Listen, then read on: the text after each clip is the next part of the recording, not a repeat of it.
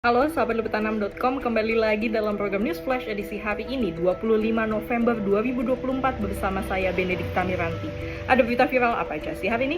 Let's check this out. Berita yang pertama, Presiden RI Prabowo Subianto tiba di Bandara Halim Perdana Kusuma, Jakarta pada pukul 5.30 waktu Indonesia bagian Barat pada Minggu 24 November 2024. Ia telah menyelesaikan lawatan ke 6 negara. Dari semua kunjungan ke negara tersebut, Prabowo membawa banyak potensi investasi untuk dalam negeri, serta kerjasama di berbagai sektor yang akan berdampak positif untuk masyarakat Indonesia, mulai dari bidang ketahanan pangan, gizi, kesehatan, teknologi, hingga energi. Total Prabowo membawa oleh-oleh komitmen investasi senilai 18,57 miliar US dollar atau sekitar 294,8 triliun rupiah dalam lawatannya selama 2 pekan terakhir. Dalam lawatan ke Tiongkok, komitmen investasi senilai USD 10 miliar berhasil dikantongi oleh Indonesia. Nilai investasi itu akan dialirkan oleh perusahaan Tiongkok ke beberapa sektor seperti kesehatan, bioteknologi, manufaktur, energi terbarukan, ketahanan pangan, dan keuangan. Kemudian Prabowo juga berhasil membawa komitmen investasi sebesar 8,5 miliar US dollar atau sekitar 135,2 triliun dari kunjungannya ke Inggris.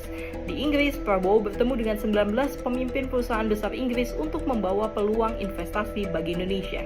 Prabowo menegaskan bahwa hasil tersebut menunjukkan optimisme para pelaku usaha Inggris terhadap ekonomi Indonesia. Beralih ke berita yang kedua, Asosiasi Perusahaan Minyak dan Gas Nasional telah menjaring kabar soal rencana Shell Indonesia yang dikabarkan akan menutup seluruh stasiun pengisian bahan bakar umum atau SPBU di Indonesia. Ketua Komite Investasi Asper Migas Moshe Rizal mengaku tidak heran mendengar desas-desus tersebut, lantaran ia menilai bahwa jaringan retail penyaluran produk BBM di SPBU Indonesia saat ini sudah sangat dikuasai oleh Pertamina. Pesaingnya di bisnis serupa, yakni Pertamina, sudah lebih kompetitif dan punya keunggulan yang tidak bisa disaingi sebagai satu-satunya badan usaha di Indonesia yang berhak menyalurkan jenis BBM subsidi. Berita yang terakhir, serangan Israel ke Gaza masih terus berlangsung. Dalam gempuran selama 2 hari terakhir dilaporkan jumlah korban jiwa mencapai lebih dari 100 orang. Setidaknya 7 orang tewas ketika sebuah rumah tinggal diserang pada malam hari di pinggiran Zaitun, kota Gaza, kata pejabat kesehatan pada hari Sabtu 23 November. Kematian lainnya tercatat di Gaza Tengah dan Selatan.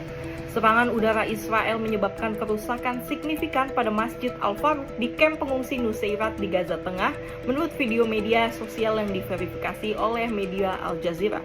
Pasukan Israel juga memperdalam serangan darat dan pembomannya di Gaza Utara, tempat salah satu rumah sakit terakhir yang beroperasi. Sebagian terkena serangan hingga melukai beberapa pekerja. Dia 3 berita viral dalam program News Flash edisi hari ini. Saya Benedikta Miranti undur diri dan sampai jumpa.